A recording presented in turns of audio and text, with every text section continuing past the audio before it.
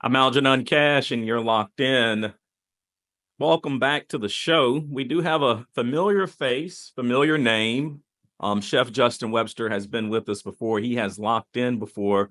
So glad to have him back today. Just for my audience that may not remember Chef Justin Webster, he owns Hef's Burger Club in downtown Winston-Salem on 4th Street. I've even got my official Hef's merch on for this conversation today. Chef Justin, how are you, man? Thank you for locking in with me. Good, good. Thanks for having me, man. I'm working and having a good one. Said you came off the line so you could have this conversation with Yeah, me yeah. today. That's how important it was. Oh yeah, oh yeah. Well, Chef, I invited you on today for multiple reasons. One, I know my audience that follows me so closely and are members of Eat, Drink, Triad. They know that for the second year, was it second or third? Third. Third year in a row. Oh my gosh. Third year in a row, Hef's Burger Club has won Best of the Triad with Eat Drink Triad. So congratulations on that. If I had like one of those little audio cues, I would do the hand clap thing for you. But Chef Justin, man, how does it feel to continue to receive some of the recognition that you've received at Hef's over the many years you've been open now? It's pretty surreal, man. We've been open 2.5 years. I think we opened right before our first restaurant week, and I think we had a lot of momentum at that point in time. So it was really awesome, and it was really motivating to get that award so quickly. And then the second year, I think we just stayed locked in. And our third year, well, going into our third year, I think we've got our formula. We've got it's a lot easier now. We know what we're doing. We know how to make sure everything operates efficiently, everything operates well. We've got schedules for social media now instead of just kind of like going, just being real avant-garde about it and doing it when we felt like it. Now we've got a schedule and stuff like that. So I think we're operating a little bit tighter now, which is awesome.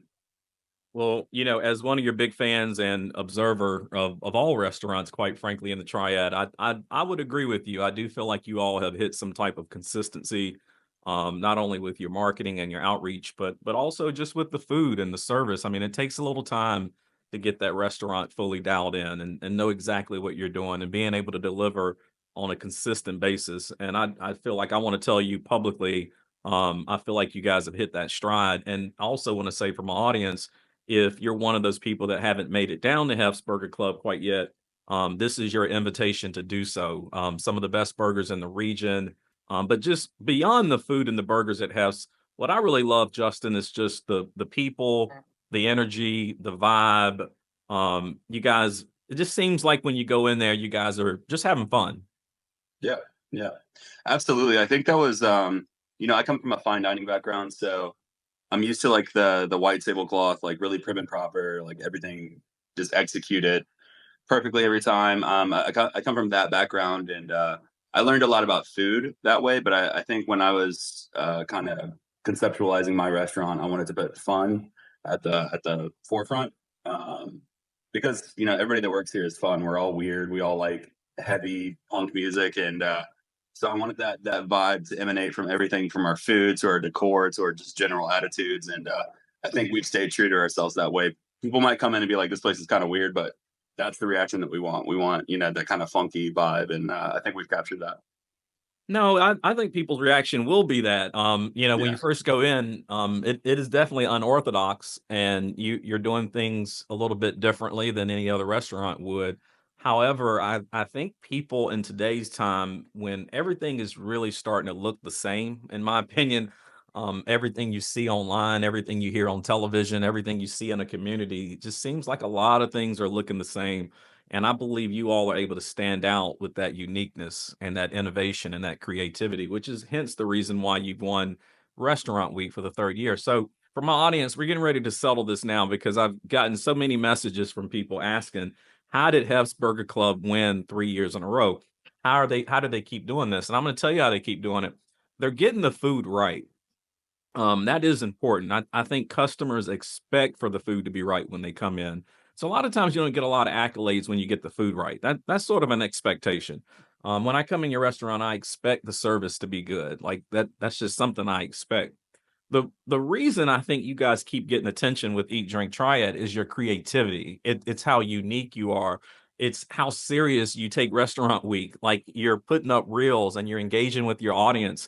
And what I see, Justin, is it's almost like you guys are creating somewhat of a cult following, not just through the food, but mainly through your outreach. Do you feel that same energy? Or Yeah, I think it's kind of crazy that people like the social media so much. You know, we've gained in the 2 years that I've had the Instagram page active. You know, for the first 6 months, I had maybe 500 followers, and I was like, "This is cool." I was proud of every one of those followers. And then after some of the big write ups we had, and some of the accolades, including our first restaurant week champion, we jumped up to I think we're at 17,000 now, and I think that wow, continues to grow every day.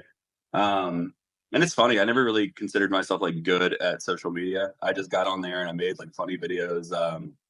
I would post memes. I would do like carousels, would post a burger and then like a meme or something like that because that's just what I think is funny. You know what I mean? It's probably kind of weird to do on a burger page, but I found a way to incorporate that like sense of humor and that unseriousness into our Instagram page, and I think people really love that.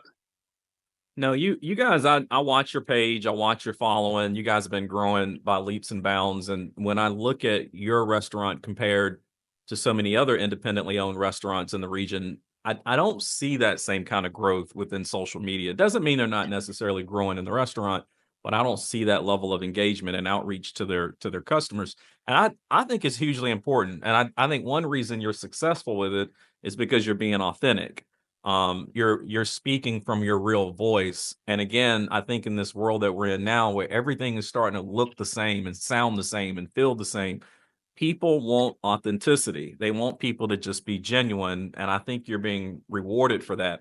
Here's my question: so many independent restaurant owners are terrified by social media. A lot of them don't understand how to advertise, how to get a message out. Where do you think you're finding that motivation to do what you're doing and the kind of engagement that you're doing? And for that restaurant owner that might be listening to this conversation, what's your advice to them? I think with anything, with any kind of art or with any kind of, I mean, it feels self-congratulatory to call it art, but I think with any form of expression, you have to find your voice. You have to find your unique voice. You know what I mean? I think that like I capitalized on our imperfection or on our weirdness. I mean, things that people would normally shy away from.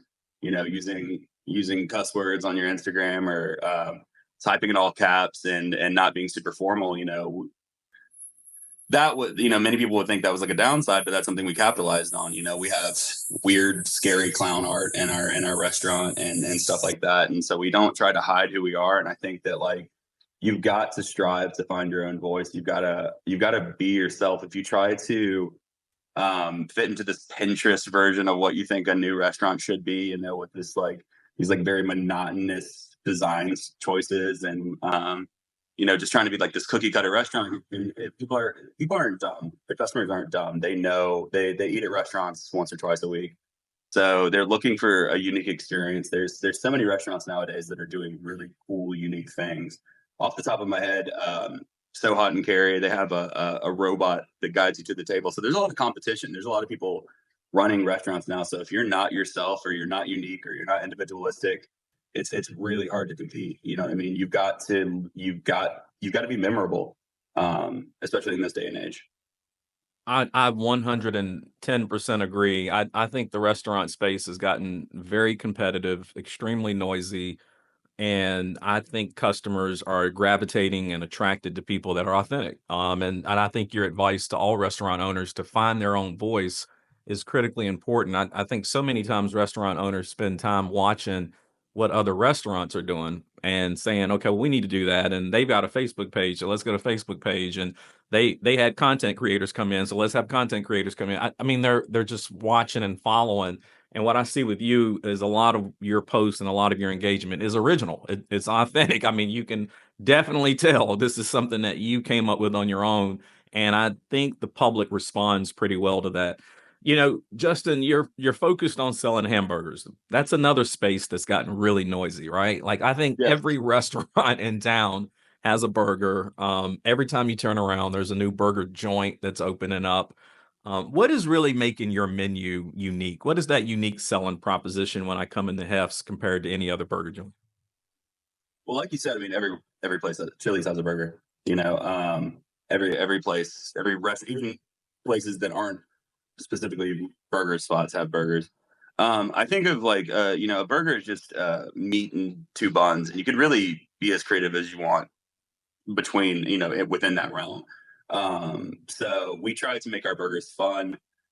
We focus on taste first and foremost. Like we'd love to use like certain ingredients, but at the end of the day, we're just looking for flavor. We're just looking for good tasting burgers.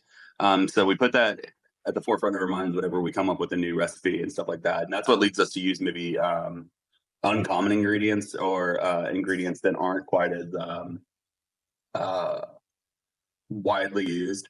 I remember when I was coming up with the burger sauce for the Lady Killer, I was doing like roasted garlic mayo, trying a bunch of stuff, and then I came across black garlic, and Mm. I was like, what if I made like a black garlic Thousand Island sauce? It was kind of like a play on the Big Mac sauce, and that's how the black garlic sauce came to be. But yeah, just lots of R&D. You know what I mean?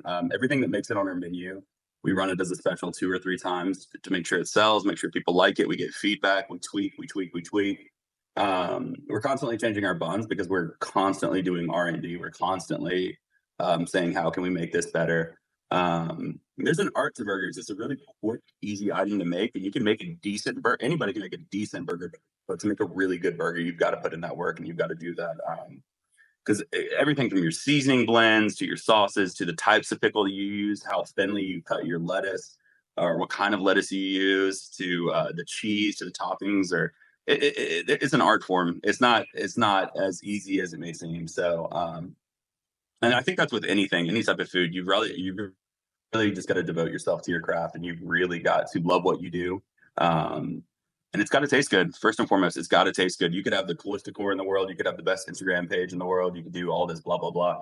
But if your food doesn't taste good, people are going to figure that out. Like I said, people are not dumb. They're going to be like, well, this place isn't good. So I think focusing on flavor first and foremost is the key. If you're just now joining the conversation, I'm Algenon Cash. You're locked in. And the other voice that you hear with me having a conversation today is Chef Justin Webster, who is the owner of Hef's Burger Club, downtown Winston-Salem on 4th Street. I would totally agree with you, Justin. The Lady Killer is one of my favorite. I seem to be stuck on that. You all have so many creative burgers and you run features like all the time. I mean, Yeah. so for my audience, if you're looking for something new, you get tired of the same old thing, you want to try some different combinations, some different flavor profiles. These guys at Hef's, man, they're running features like crazy. And I like the methodical approach that you're taking around R&D, as you call it. I think all businesses, all small businesses, are basically just a series of experiments. You should be constantly running experiments to figure out if you're giving your customer the most value. Are you operating your business the proper way? Are you marketing and communicating effectively? You should constantly be tinkering with that business. Every day you come in, you should be running an experiment. And I like how you, Justin, talked about how y'all stay on top of the innovation. That's critically important. So you guys are having a good time. Not all restaurants are having a great time right now. There's some struggles within the restaurant industry. Talk a little bit about the struggles you might be seeing at the moment. I know I hear folks talking about labor issues still, even though we're 4 years out of COVID. I Yeah. know food prices have skyrocketed, labor prices are higher, consumers have a little bit less money. What are some of the challenges that you're seeing down at Hef's? So yeah, we're not exempt from any of that. We're dealing with the same things. Food prices are like you said, skyrocketing. Um, and when people hear that, they don't realize that's everything from cheese slices to lettuce to onions. Um, a lot of things have almost doubled in price. And so you've got to account for that. Some people have to tighten up their menus, make it smaller. Some people have to worry about, they have to cut those costs elsewhere. And the profit margin for a restaurant is not huge. If you're operating at maximum efficiency, everything's perfect. Your food costs, your labor cost is perfect. The best day, the best restaurant is operating on a 10 to 12% profit margin, which is great, which is wonderful. If you have any kind of positive profit margin, and if you're able to pay your bills, keep the restaurant open, and walk away with a little extra money, you're killing it in a restaurant because restaurants are a tough industry, and there's a lot. Most fail within a year. So it's definitely a huge risk getting into the industry. And right now, the conditions it's making it even tougher to sustain good business. But what I would say to owners is get back there and cook. You know what I mean? Like if you the best way to save on labor is to do it yourself a little bit. Luckily, we've got a great team of a very select team. We joke that there's never really a job opening at Hefts because we keep people and we keep a very small, tight team. And 40 hours out of the week, I'm back there cooking. So there's a good chance when you come here, I'm the one cooking for you. And I think that that's what it takes nowadays to survive is to be really hands on, to be in your restaurant every day. I mean, it would be great. It would be awesome if I could have this like autonomous, like self-sustaining thing, where I could make money off of it and I could be on the beach somewhere. But the reality is, man, restaurants only succeed if you actively love them and you actively show them love. It's like anything, you've got to tend to it. Um, so I feel like the more I'm back there and the more I'm hands on as an owner and as a chef, the more we succeed. Um, so yeah, I mean, if labor is a struggle, if food cost is a struggle, just constantly be monitoring where you can make cuts, constantly be looking, for places to save money, and then get back there and cook, get back there and serve, work the cash. As an owner, you're not above those things, and I think people love seeing the owners partaking or participating in daily business. Justin, I think you just gave my audience some real gold and some gems there. I hope they picked up on all of it. So for you, for that person out there that listens to my show every week, or you follow me on Facebook or Instagram, and you think that it's so glorious and glamorous to own a restaurant, you need to go back and listen to everything Justin just told you. I get those phone calls all the time from people saying they want to be in the restaurant business. I want to own a restaurant. I'm not dissuading you from owning a restaurant. I love local, independently owned restaurants, but I'm absolutely telling you everything that Justin just said is completely true. It is a tough, tough business. And you might be back there dropping French fries and flipping burgers at your restaurant. And especially if you're newer to the business like Justin, where you've only got one restaurant. I mean, he's really fighting to keep his restaurant sustained. He doesn't have 5 or 6 restaurants around town that he can hop around to. Also, I want to go back to something you said because you're spot on with the net profit margin, 10 to 12%. You're right there at it. Now, some of the large corporate owned restaurants, the quick service restaurants like McDonald's, they do more. Their profit Yeah. margins are higher, but they also have better pricing and all these other things that sort of come into it.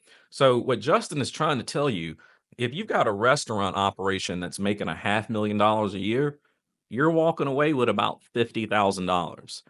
That's your profit.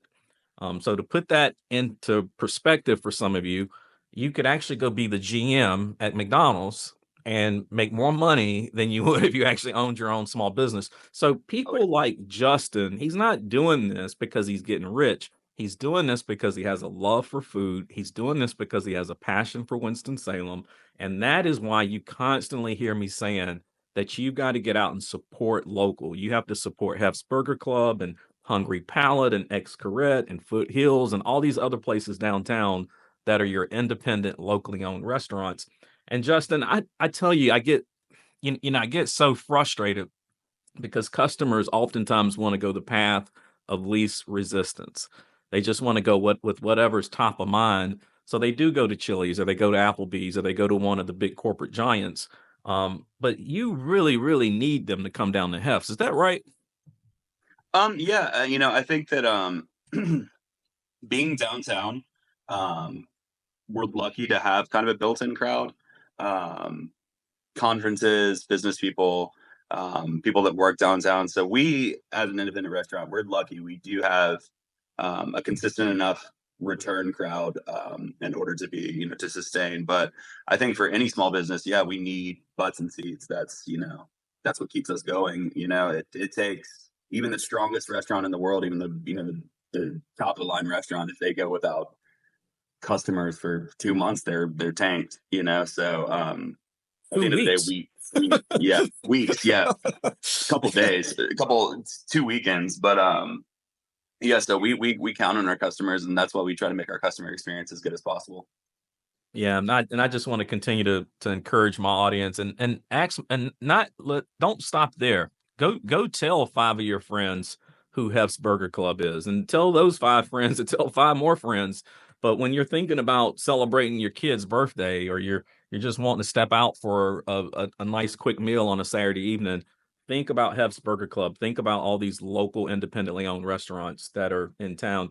Justin, you talked a little bit about downtown. And I've been around a little longer than you. I'm a little older than you, so I've seen a real unique transition in downtown Winston. I recall when downtown absolutely had no one in downtown. You wouldn't even have been in downtown Winston past probably 6 or 7 o'clock. And then I also was able to witness the downtown revitalization that we went through. That was when Foothills Brewing opened up on 4th Street, and Mellow Mushroom came into town, and the Neeson building and the apartments started to open up, and we've seen sort of a transformation in downtown. I want to get your reaction to this because I feel like, at least personally, when I look around downtown Winston, some of that growth and some of that progress has stalled. It doesn't quite feel the same downtown, and it hasn't felt the same, I would say, since pre-COVID. What are your feelings? I mean, you're downtown on 4th Street every single day. Yeah, that's a really good point. I've noticed that as well. Like you said, I've grown up as a kid in the '90s. We'd come down here to pay our water bill. That was it. There was nothing. I think there was. I don't remember. I don't know if you remember that there was that one Subway that was Yeah. like the only place to eat at. Um, and yeah, I would skate when I was in middle school in the early 2000s. I would skate up Trade Street, and it was like when it started to get dark, we were like, okay, we got to get home. Like this is Yeah. terrifying. Um, so yeah, seeing that kind of 2010s era revitalization where Foothills came along. Sweet potatoes was here for a long time, but just seeing it kind of build itself up and stuff like that, that was awesome. And then I think you're spot on with that. I think COVID was kind of a doorstop there. We had all this upward momentum. I think what's happening now is that a lot of people have noticed that like downtown's getting cool. So I think that like maybe the cool artistic things that were happening in the early 2010s have kind of halted, and Mhm. we've gotten a lot more kind of monotonous businesses coming in, or a lot of things with no flavor.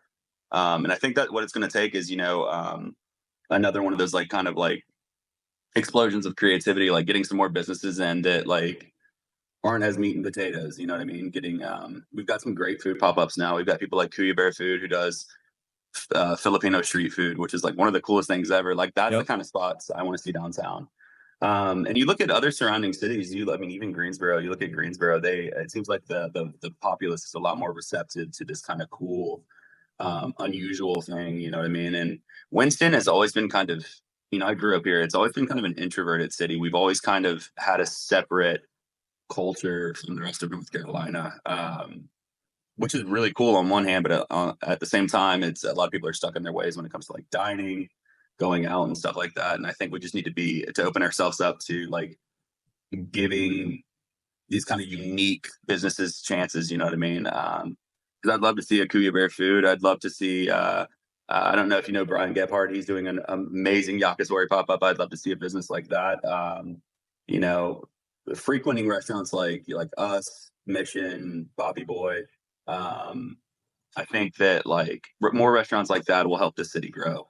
At least in the they say like the way to judge a good city is by its punk scene and by its restaurant scene, and that's what makes a cool city. Any cool city you can think of has a cool punk scene and they have a cool restaurant scene. So I think once we revitalize that and once we start getting more adventurous with the types of business we allow to exist here, then the city will continue growing.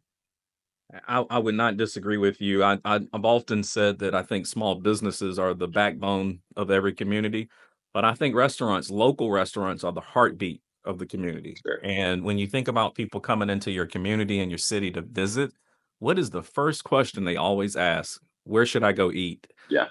It's the first question you always get. It's the first question you always ask when you visit a Mhm. city or a community.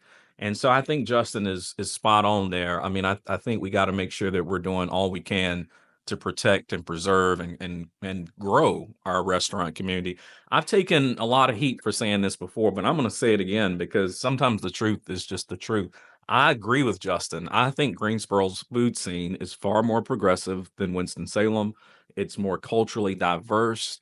The palates in Greensboro are more mature. And I think Winston has a lot of catching up to do, to emulate what I see happening in Greensboro right now. I mean, restaurants like Machete and Yokai, and I mean, these guys are really taking things to a sort of a different level over there. And I know folks in Winston don't like to hear that, but I say it because I want you to get in your car one day and go over and see for yourself. And I think the more we go over there and cross pollinate with communities like Greensboro, the more they come over here and want to cross pollinate with communities like Winston-Salem. And I think when you talk about food and beverage, we certainly should be talking about it from a regional level, not just from an individual city level. I promise you, Justin wants to sell hamburgers to people in Winston, but he also wants to sell hamburgers to you in Greensboro and High Absolutely. Point and all points in between. So he wants everybody to come visit with him. I want to go back to something you said about being downtown. You have the conferences and some of that flow that comes in, and I totally agree with you. I think that's one of the benefits of having a downtown restaurant is when a big conference is in town, you're going to get that walking traffic. When someone wants to get married at the hotel or the various events that downtown does attract. However, it feels like downtown isn't creating jobs though, like sustainable jobs. And so the restaurant owners that I talk to in downtown are really complaining about their lunch business and just saying that, lunches just completely fell off. Over the weekend, we heard that Mayberry's just right across the street from you, they're folding up their tent. They're done. They're gone. Yeah. We also saw Supak take downtown Thai out of downtown, and that might have been for various reasons. The location that you're thriving in has been several different restaurants over the years. And without breaking any news today on my show, I know of other restaurant owners in downtown that are saying that most likely next year they're going to call it quits. They can't make it without a strong lunch business. What are you seeing in regards to lunch and that little block that you're in there on 4th Street?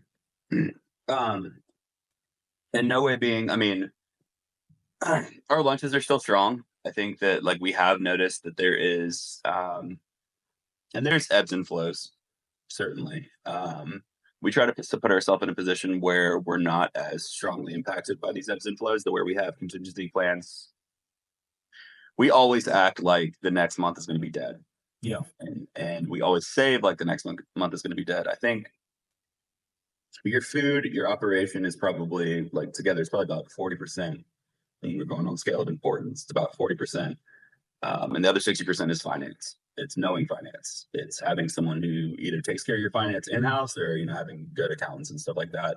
And so when you are doing well, it's really important to know your money and really important not to be like, oh, I wanted to get this super awesome French burner, so I can start doing this and stuff like that. It's like, yeah, you might want to do that, but like always be able to plan for a rainy day or a rainy month or a rainy 2 months.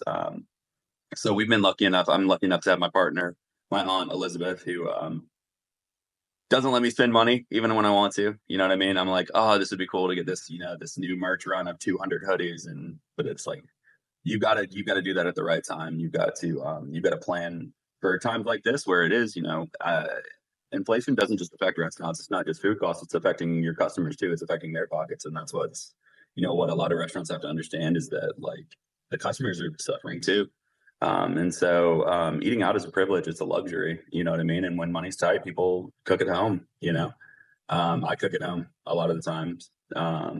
So you really got to. That's where when I was talking about having a strong concept and having a menu that is really tried and tested comes in. You know what I mean? Because people come in here and they know what they can get. We have people that come here every single day, and I know their cardiologist is going to be mad at me, but there's people that are in here ordering the exact same thing every day. I can look at and knowing your customer base too is super important. I have at least 3 people a day that I can look at them and say, I got you.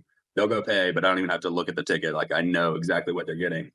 Um, we've got one guy. He's awesome. I'm not going to say his name, but he's a FedEx driver, and he is in here every single day, like every single day, for the past 6 months. But yeah, I mean, it's creating that kind of place where people know they can come get lunch and stuff like that, and you build these repeat customers. It's not a novelty place you go one time. It's not like, oh, that place sounds kind of cool. They've got this cool fusion, blah blah blah. I'm gonna go here one time, enjoy it, and then probably not go back. You want to create a place where people are like, oh, like you want to get Hefs again for lunch? We've already had it 3 times this week. That's the kind of environment I think you want to create. Yeah, and I think you do that with your features too. I mean, you give people a reason to come back in because something's going to be new, or you're going to be offering something you didn't offer last week. And I would agree with you. I think the trick for every small business is to try to create that repeat customer. Acquiring that first customer, acquiring that first visit can be the hardest thing ever. But if you can keep them coming back, that's a very profitable customer for you because you're not paying to keep them coming back. They're coming back because they like your product or they love the food or whatever the case may be. I would say though, I know a lot of the city leaders listen to the show and check us out from time to time. I do think that we are in a serious position when it comes to downtown Winston-Salem. We really got to be shifting our focus on creating more jobs in that community. I Yeah. know that Haynes Brand is moving 500 jobs to downtown Winston, but that's a little bit of a drop in the bucket. Right now, we need a massive plan that's going to generate thousands of jobs in downtown Winston-Salem. That's what's going to help people like Chef Justin Webster and so many others that are down there. That's what's going to keep them in business. They've got to get butts in the seats, people coming in for lunch, people coming in for dinner, and it's got to be consistent. So anyone in Winston-Salem, if you're on council, if you're on county commissioner, if you're on the economic development team and you hear this, we absolutely need to get moving when it comes to job creation in downtown Winston-Salem. Justin, I'm running out of time, man, but before I let you go, one last question. What can we expect from Hef's Burger Club in 2025? Um, God, we have our two biggest projects we've probably ever undertaken coming up in 2025, and I really wish I could talk about one of them. One of them I can't talk about. We do have a new breakfast pop-up series coming up, Seventh Heaven Breakfast Company. It's going to be, um, you know, gourmet waffles, chicken, biscuits, stuff like I can't go too far into it, but it's going to be a pop-up series that may eventually turn into something else. And then I've got a huge project happening right now that I'm under an NDA on, but it's going to be really cool and it's going to be something. I'll just put it like this: it's going to be you're going to be able to check out some Hef's recipes. Uh, maybe in a physical way. That's all I can say. I love it, man. I love the idea of some type of breakfast pop up or just breakfast, man. Yeah, You guys got a great location for something like that. And I've often said that right now, Adam Andrews, he's just running the board on breakfast down yeah, there. He has no one wants to compete against him, no one wants to oppose yeah. him. Young Cardinal's awesome. Yeah, they're running the board. And I will say Bagner and Alexa, they came into Courtside Cafe, and those guys down there are doing a pretty good job on breakfast too. But I Yeah, love the idea of breakfast at Hef, so we're gonna be watching for that in 2025. Justin, as always, man, I appreciate you locking in. I appreciate everything you're doing for downtown and the community at large, and I really appreciate your passion for food and all things food. And to my audience, I appreciate you. I thank you for locking in with us. Make sure you stay tuned to WTOB because every Sunday morning, that is where the Locked In Show broadcasts. But if you happen to miss me there, of course, you can catch me on Pandora, Spotify, wherever you get your favorite podcasts. You can always lock in there. And until next time, y'all stay locked in.